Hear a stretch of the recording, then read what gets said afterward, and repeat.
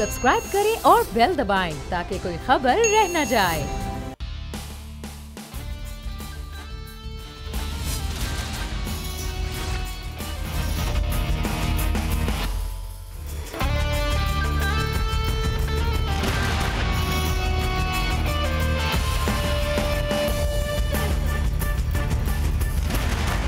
नाज़रीन, पाक अमरीका ताल्लुकात 70 साल से उतार चढ़ाव का शिकार ही रहे हैं। पाकिस्तान और अमरीका के ताल्लुकात में सबसे अहम चीज़ अफ़गानिस्तान रही है। अफ़गानिस्तान की वजह से ही पाकिस्तान और अमरीका के ताल्लुकात में बेहतरी हुई। दोनों ममालिक शेर व शक्र रहे, एक दूसरे के तमाम तर मामलात भी माने जाते रहे, अमरीका की इमदाद भी आती रही।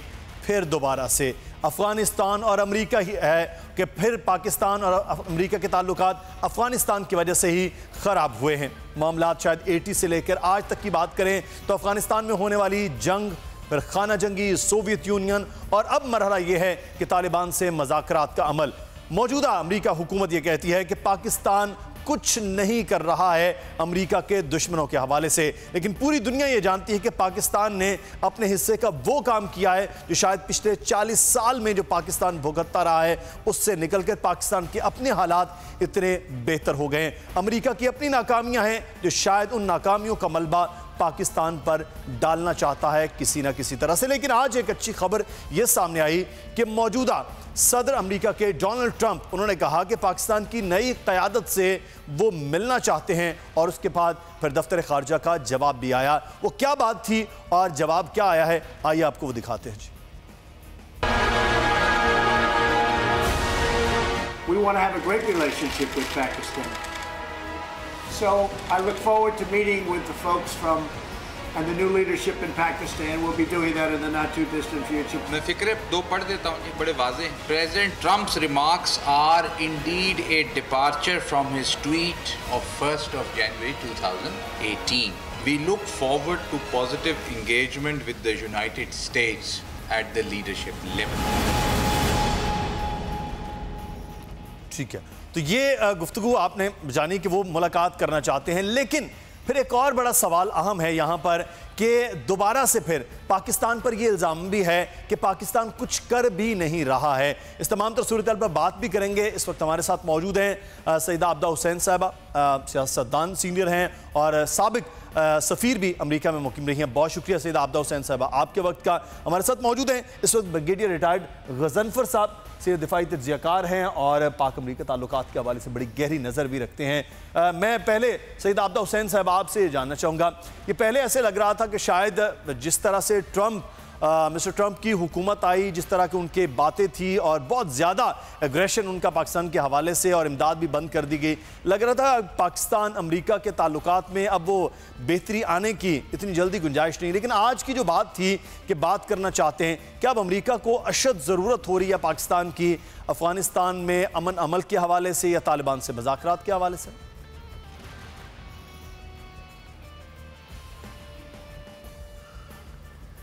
देखिए जी, पाकिस्तान का किरदार तालिबान के मुज़ाकरात के हवाले से यकीनन मस्बत होगा।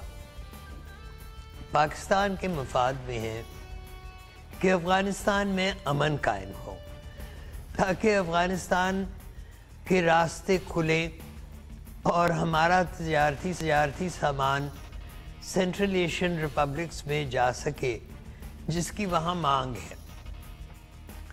तो हम तो ये चाहते हैं कि फिल फॉर अमन कायम हो अफ़गानिस्तान में, और हमारी अज़हद कोशिश है कि कोई पावर शेयरिंग फार्मूला तालिबान और अफ़गानिस्तान की हुकूमत के माबैन हो जाए जिसके बायस वहाँ पे अमन कायम हो सके। इसके लिए हम सरतोड़ कोशिश में इस वक्त मुब्तला हैं। सही, अच्छा, ये बड़ा अहम पॉइंट है। लेकिन मैं ब्रिगेडियर साहब आपसे ये जानना चाहूँगा, अब ये मुलाकात की बात की गई, इससे पहले तो कोई ऐसी बात भी नहीं की गई थी अमेरिका की जानिब से, तो आपको लगता है कि अमेरिका और पाकिस्तान का एक दूसरा के अंदर खित्ते में क्यों मौजूद है, क्योंकि इसके बगैर गुजारा भी नहीं है, तो इससे को लग रहा है कि वो बर्फ पिघलेगी और दो ममालिक के दरमियान बातचीत का कुछ आगाज होगा? जहाँ तक अमेरिका का ताल्लुक है, मैं ब्रिगेडियर गजनफर साहब से जवाब ले लूँ, सईदा आबदा हुसैन साहब फिर हम अफगानिस्तान में असल में आप अगर अभी ट्रंप की पहली कैबिनेट मीटिंग जो हुई है उसके बाद अफ़गानिस्तान के हवाले से जो उनसे सवाल पूछे गए हैं और उसके ऊपर जो उन्होंने रिमार्क्स दिए हैं, तो उन्होंने कहा कि जी हम तो इतनी दूर बैठे हुए हैं, हज़ारों किलोमीटर दूर बैठे और हम पैसा खर्च कर रहे हैं। अब ख़ित्ते के दूसरे ममालिक जो हैं, जिसमें उन्होंने रशिया का भी जिक्र किया, पाकिस्तान का भी जिक्र किया और चाहे इंडिया का भी जिक्र किया, उसके हिसाब से उन्होंने कहा कि जी दे शुड आल्सो पार्टिसिपेट। अब इंडिया तो पार्टिसिपेट उसने कभी नहीं किया, उसने तो अफगानिस्तान की तबाही के लिए काम किया। रशिया अगर कर रहा है तो रशिया को पता है कि अगर यहाँ पर दहशतगर्दी ख़त्म होगी तो कोई इन्फ्रिंजमेंट जो है उनकी तरफ नहीं आएगी। अब पाकिस्तान से ज़्यादा अमेरिका जिसने ये जंग शुरू की थी और जिसने अफगानिस्तान की तबाही का ज़िम्मेदार है, और आप सिगार की रिपोर्ट उठा के रिसेंटली पढ़ लें तो उसके बाद जो अमेरिकन प्रेस में आया उन्होंने कहा America faces military defeat in Afghanistan, ये वहाँ पे लोग लिख रहे हैं। अब इस तमाम सूरत हाल से निकलने के लिए लेटेस्ट जो चीज़ हुई थी जिसमें अब जो कंट्रोवर्सी चली है वो है कि विड्रॉल ऑफ ट्रुप्स के ऊपर जो ट्रंप ने बात की थी, उनकी गवर्नमेंट ने बात की थी और ये उनके न्यूयॉर्क टाइम्स ने इस चीज़ को प्रिंट किया कि उन्होंने डिसाइड कर लिया है कि 3,000 ट्रुप्स जो हैं वो विड्रॉ करेंगे। उस पर पेंटागन की स्टेटमेंट एक उन्होंने प्रेशराइज़ किया और एक स्टेटमेंट आई कि नहीं जी वहाँ से उन्होंने 3,000 ट्रुप्स विड्रॉ करने का कोई नहीं कहा है। तो अफगानिस्तान के बारे से अमेरिका के अंदर जो कन्फ्यूजन मौजूद है, बुनियादी तौर पे वो कन्फ्यूजन है जो तमाम की तमाम इस मसले को हल करने में मदद नहीं कर रही। इसलिए कि वो अमेरिका की अब तारीख़ उठा के पढ़ ले, वियतनाम से पहले और वियतनाम के बाद जितनी जंगों में वो एंटर हुए हैं जी, उन्होंने एंट्रेंस स्ट्रेटजी तो बनाई कि जी जाके लोगों को मारेंगे, बम मारेंगे, जूत मारेंगे और उसको तबाह बर्बाद कर देंगे, लेकिन उन्होंने कोई एग्जिट स्ट्रेटजी कभी नहीं बनाई, ना पेंटागन ने बनाई और ना उनकी गवर्नमेंट कांग्रेस ने बनाई। इसीलिए बुश के ज़माने में पेंटागन को बुश ने कहा था कि मुझे कोई प्रेजेंटेशन दे के मैं एडिशनल ट्रूप्स भेजूँ ना भेजूँ, तो जब फाइनल प्रेजेंटेशन हुई तो उसने कहा जी असल में तो आपने मुझे एक ही सजेशन दिया कि मैं एडिशनल ट्रूप्स भेजूं, because they do not have, उनको पास कॉन्सेप्ट नहीं है कि अब उन्होंने विड्रॉ किस तरह करना है। तो ये बुनियादी, अब वो कहते हैं जी ट्रंप कल कहता है कि इंडिया ने वहाँ पे लाइब्रेरी बनाई है, वो पढ़ेगा कौन वहाँ पे। अब इस किस्म के जो रिमार्क्स हैं, और Trump is not a responsible leader as far as the Afghanistan is concern, वो ट्विटर पे ट्वीट्स पे चलता है या उसको पीछे से ज्यूश लॉबी जो वो पुश करती है, जो वो लॉबी पुश करती है, जो पब मैनेजर्स, जो पब ओनर्स हैं वहाँ पे सबसे बड़े ज्यूश के, वो जो पब उसको पुश करते हैं वो कह देता है। अब ये विड्रॉल वाला जो मामला है आपके मौजूदगी में फायदा उठाते हुए, ये जरूर विड्रॉल वाला मामला है। इस पर पिछले दिनों में ये बात हुई कि हमसाया ममालिक भी क्या चाहते हैं या नहीं चाहते, इस पर भी बात करते हैं। उससे पहले जो अब एक तरफ तो कहा गया, डोनाल्ड ट्रंप ने कहा कि वो बात करना चाहते हैं, फिर साथ ही ये कहा कि इस्लामाबाद में जो लोग हैं वो हमारे दुश्मनों को पनाह देते हैं। तो वो क्या कहा पहले वो सुनते हैं, फिर उसके बाद आबिद हुसैन साहब से बात करते हैं।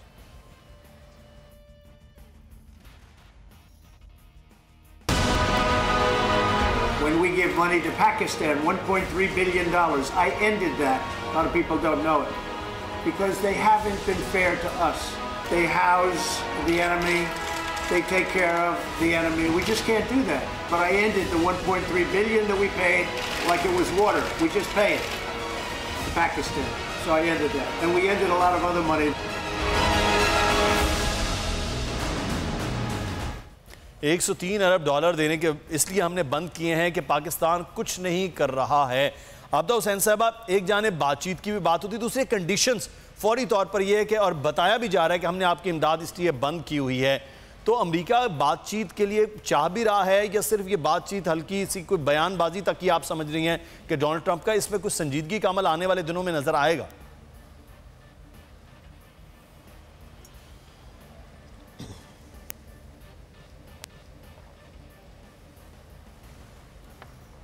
आबिद हुसैन साहब, मैं आपसे ये जानना चाह रहा हूँ कि ये जो अब बात है कि मुलाकात की जाएगी, इसमें आने वाले दिनों में आप देखेंगे कि कोई पेशरफ्त होगी, इसमें कुछ संजीदगी है, या उनकी ट्वीट्स की तरह ये भी बयान शायद कहीं आगे पीछे हो जाए?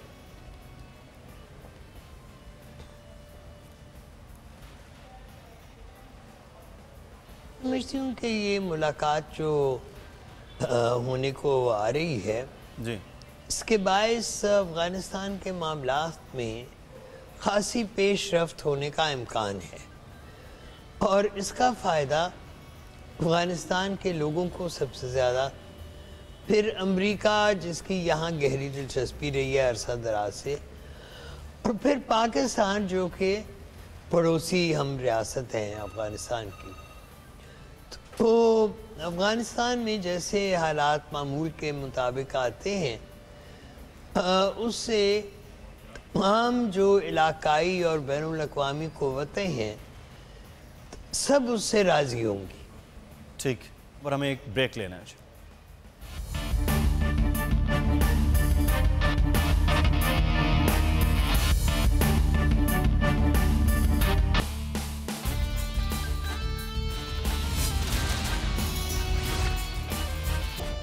ब्रिगेडियर गजनफर साहब हमारे साथ मौजूद हैं। गजनफर साहब, ये भी एक मामला है जो चलता है, इसके लिए माजरत भी, लेकिन सवाल बड़ा अहम सर आपकी मौजूदगी का फ़ायदा उठाते हुए, ये जो विड्रॉल की आपने बात की है, इससे चंद दिन पहले ये बात की गई कि अफ़गानिस्तान से अगर विड्रॉल होगा तो उसका सबसे ज़्यादा नुकसान खुद अफ़गानिस्तान को हो सकता है, उसके हमसाया ममालिक को हो सकता है, तो अमरीका भी फिर बहरहाल उसके लिए जवाब भी है कि वो वहाँ पर मौजूद है।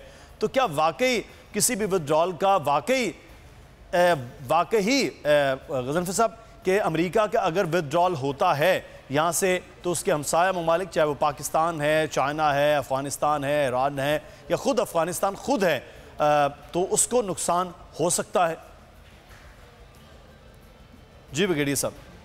कि अभी एक पेंटागन की असल में बात यह है कि अभी एक पेंटागन की भी एक रिपोर्ट बनी है जो उन्होंने गवर्नमेंट को जमा कराई है, और उसके साथ साथ जो ज़ल्म खलीलज़ादे की भी बातचीत हो रही है और जो पाकिस्तान में ने भी एम्फेसाइज़ किया है, उसमें आपने देखना ये है कि जब अमेरिकन फोर्सेस ने विड्रॉल करना है तो अमेरिका कह रहा है कि जी उन्होंने अमेरिका ने ऑफ़र किया है कि जी हम इंसर्जेंट्स को एक सेफ्टी नेटवर्क ऑफ़र करेंगे, जिसका मतलब है कि उनकी इंटीग्रेशन के लिए जो जॉब्स प्रोवाइड करने हैं या जो उनको एडजस्ट करना है वो एक फ्रेमवर्क होगा जो डेवलप करना पड़ेगा।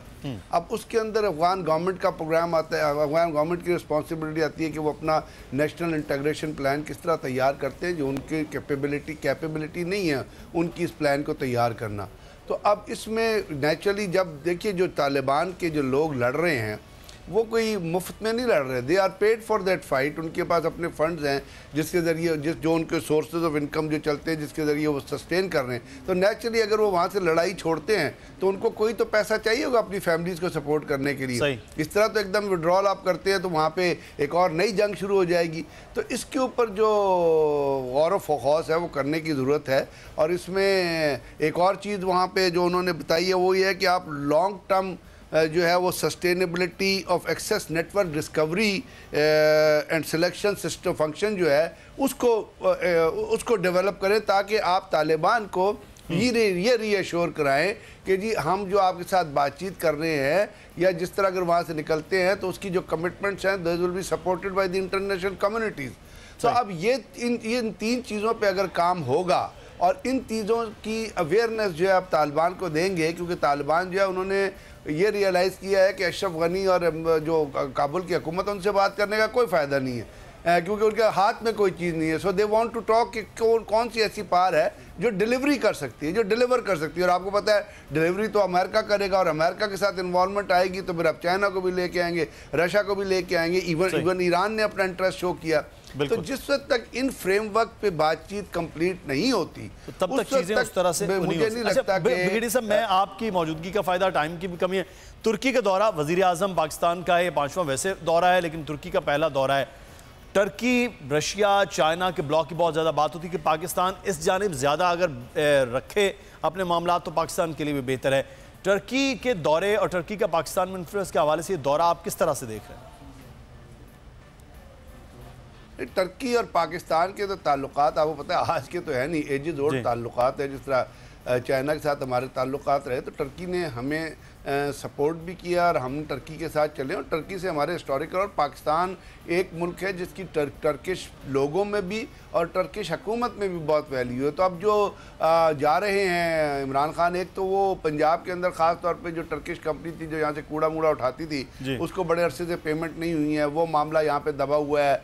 तो वो जाके बातचीत होगी। फिर अभी रिसेंटली आपने देखा अमेरिका की भी एक इंटेंशन आई कि गुलन जो जिसको टर्की गवर्नमेंट में वांटेड है वो कह रहे हैं शायद वो अमेरिकन गवर्नमेंट उसको एक्सट्राडाइट कर देगी। उसके साथ साथ देखा कि पाकिस्तान में जो वो स्कूल टर्किश स्कूल जो चलते थे वो यहाँ पे एक फाउंडेशन है उसके हवाले कर दिए गए हैं।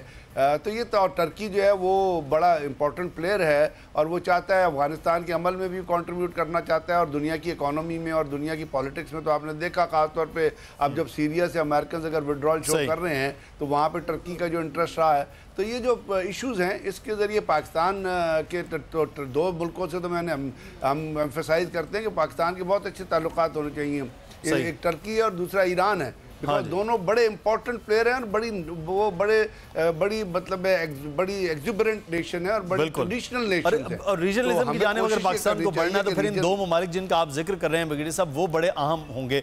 बहुत शुक्रिया ब्रिगेडियर रिटायर्ड गजनफर साहब हमारे साथ सीनियर दिफाई तज्ज़ियाकार। और अब आगे बढ़ेंगे और कुछ मामलात बात करेंगे अवामी मसाइल की।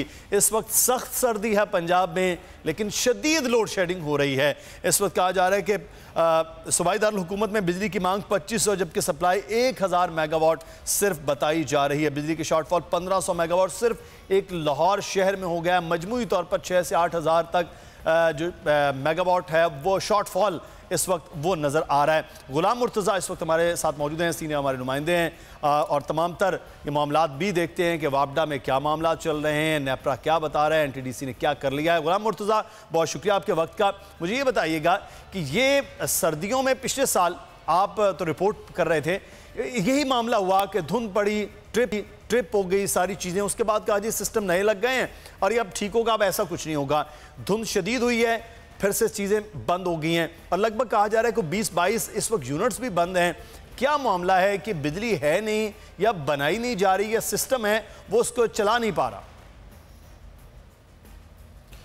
जी मुदस्सिर साहब बहुत शुक्रिया आपका। 2-3 चीज़ें हैं बुनियादी तौर पे जो कि मिक्सअप हो गई हैं जिसकी वजह से ये बहरान जो है वो नज़र आ रहा है। फ़र्स्ट ऑफ ऑल तो जो आपने सबसे पहले पॉइंट आउट किया कि स्मोग और फोग इसका इशू है जिसकी वजह से ट्रिपिंग हो रही है। बिजली की बहुत ज़्यादा शॉर्टेज अभी नहीं है, सर्दियों में ना इतनी बिजली इस्तेमाल होती है।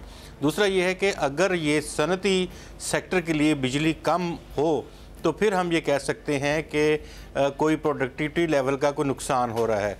घरेलू अशिया के लिए अगर बिजली कम है तो मेरे ख्याल में कोई बहुत बड़ा नहीं, उसके लिए लोगों को बिल ही कम आएंगे, उसमें कोई ऐसा प्रोडक्शन लेवल नहीं होता। लेकिन ईज़ ऑफ जो घरेलू बिजनेस है, बंदे का घर का काम है, उसमें प्रॉब्लम्स आती हैं। दूसरी बात जो है इस हवाले से वो कुछ इस तरह से कैस्केडिंग एक टर्म यूज़ होती है। जब एक प्लांट जो है कोई भी किसी भी वजह से अगर वो बंद होता है, जिस तरह से गुद्दू बंद हुआ, उसके साथ कैस्केडिंग इफेक्ट होते हैं।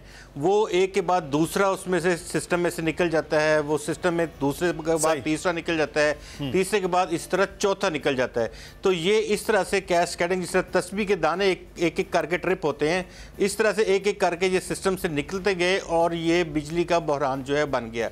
लेकिन ये करते हैं ज़्यादा ट्रिपिंग, और ट्रिपिंग की वजह से तकरीबन कोई 750 मेगावाट बिजली कल सिस्टम से गायब थी। और दूसरा ये है कि वाटर कंटेंट आपका, आप 600 मेगावाट आपको तकरीबन हैं कि ये एक वाटर कंटेंट के हवाले से फिर LNG के हवाले से भी बात हो रही है कि वहाँ से टर्मिनल्स बंद है, उस पर भी बात करते हैं। लेकिन इस वक्त सुधी लाहौर से हमारे साथ मौजूद हैं और छोटी इंडस्ट्री है वो बड़ी बंद पड़ी हुई है और जो ताजर हैं वो परेशान है। लाहौर चैम्बर ऑफ कॉमर्स में सुधीर मौजूद हैं, वहाँ से उनसे जान लेते हैं। तो ताजरों का क्या कहना है सुधीर इस पर? जी सिर्फ लाहौर नहीं, पूरे पाकिस्तान में इस वक्त बिजली और गैस का बहरान जारी है। सनतकार तो परेशान थे ही, लेकिन अब वो मजदूर भी परेशान हो गए जो दिहाड़ी के ऊपर काम करते थे। सनतें बंद होने से उन्हें बेरोज़गार कर दिया गया है। इसी हवाले से हम बात करते हैं लाहौर चैम्बर ऑफ कॉमर्स के वाइस प्रेसिडेंट फ़हीमुर रहमान सहगल साहब से। फ़हीमुर रहमान सहगल साहब, ये बताएं कि क्या वजह है बिजली भी गायब हो गई, गैस भी गायब हो गई, कीमतें भी महंगी हो गई, सनतकार किस तरह अपना गुजारा कर रहे हैं? जी बिस्मिल्लाहिर्रहमानिर्रहीम। आपको पता है ना कि जी बिज़नेस कम्युनिटी, हमारी ट्रेड इंडस्ट्री इस वक्त मल्टीपल इश्यूज़ जो हैं उसमें घिरी हुई है और उस पर मुतज़ाद ये कि आप इस वक्त बिजली और गैस के जो इश्यूज़ हैं उनकी जो पहले तो था ना उनकी प्राइसेस का मसला, वो कॉस्ट ऑफ डूइंग बिज़नेस में हम जो है ज़्यादा उसकी वजह से, इनकी प्राइसेस की वजह से ज़्यादा थे। फिर ये है कि इसकी अवेलेबिलिटी नहीं है। अगर अवेलेबिलिटी नहीं है तो हम अपने जो मैन्युफैक्चरिंग ऑर्डर्स हैं एक्सपोर्ट के या लोकल जो हमने जो ऑर्डर्स लिए रखे वो कैसे पूरे करें। तो ये सारे ये मसाइल हैं। और आप यूँ समझ लें कि दिन रात इस वक्त चैम्बर में मुख्तलिफ एसोसिएशन, मुख्तलिफ मैन्युफैक्चरर्स और मुख्तलिफ ट्रेड बॉडीज़ हमारे पास आ रही हैं, और हमें इस वक्त ये नहीं पता चलता कि हमारा कोऑर्डिनेटर हमने किसको जाके ये अपने इशू हाईलाइट करते हैं। वो डिपार्टमेंट टू डिपार्टमेंट हमें इस वक्त वो उन्होंने बनाया हुआ है कि कभी आप उधर चले जाएं, लेकिन nobody is going to take the real responsibility.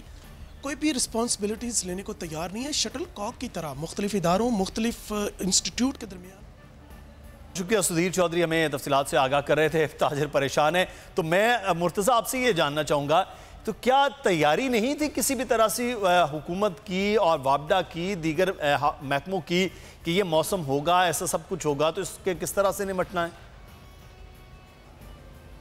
दोस्तों साहब, बिल्कुल जिस तरह से आपने तैयारी के हवाले से बात की है, तैयारी इसमें NTDC जो है उसकी ज़िम्मेदारी बहुत ज़्यादा बनती है, national transmission and dispatch company की।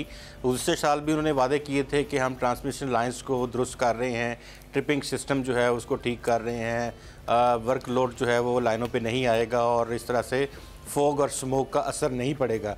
लेकिन हम देख रहे हैं कि ट्रिपिंग उसी तरह से हो रही है, फॉग और स्मोक उसी तरह से असरअंदाज कर रही है तमाम बिज़नेस को, और ये हुकूमत के लिए भी हजीमत का बायस बन रहा है। इसमें एक फैक्टर, जिस तरह से आपने अभी एक सनतकार जो हैं उनकी बात सुनवाई है, साइट एरिया कराची में भी आप देख रहे हैं कि तकरीबन 70% यूनिट्स जो हैं वो बंद हो गए हैं due to gas non availability of gas. अब गैस नहीं है वहाँ पे, फिर वो जनरेटर इस्तेमाल कर रहे हैं, बिजली इस्तेमाल कर रहे हैं। आप बिजली वहाँ पे बाज़ का जो है वो मुझे याद है कि आपने हमारे प्रोग्राम में ये जिक्र किया था कि ये होने वाला है, क्योंकि LNG का ये टर्मिनल बंद हो रहा है और आ नहीं रही है, और ये चीज़ें ये शॉर्टफॉल की जानिब आगे जाएगा और दिसंबर के एंड और जनवरी ये सूरत हाल होगी। मुझे याद है आज से कुछ 15 दिन पहले कि आपने बात की थी। ये उस तब से लेकर क्या तैयारी इस मामले में भी नहीं थी कि ये शॉर्टफॉल भी आ रहा है और इस पर भी कुछ हो सके? मुदस्सिर साहब, जहाज़ जो हैं वो ऑर्डर कर दिए गए हैं, इन प्लेस हैं ऑर्डर्स, और LNG आने वाली है। और ये तकरीबन भल सफाई भी जो होती है पंजाब में इन्हीं दिनों में, मैं जिस तरह अर्ज़ कर रहा था कि भल सफाई के दिन हैं आने वाले हैं, और इसमें नहरें बंद कर दी जाती हैं। वाटर जो कंटेंट है हमारा, उसमें 6700 मेगावाट के करीब हम बिजली ऐड करते हैं सिस्टम में, लेकिन वो वाटर कंटेंट की बिजली बहुत कम हो गई है। अब अगर LNG प्लांट्स भी हम चलाएंगे तब भी वो शॉर्टफॉल उसी तरह मौजूद रहेगा 10 से 15 दिन के अंदर। तो फिर उस तरह से तैयारी जो है वो हो जाएगी। नहीं, वक्त भी खत्म हो गया। बहुत शुक्रिया गुलाम मुर्तज़ा, हमारे साथ सीनियर नुमाइंदे हमारे साथ मौजूद थे, और आज special report with Mudassir Iqbal से इजाज़त दीजिए। कल फिर हाजिर होंगे। अल्लाह हाफ़िज़।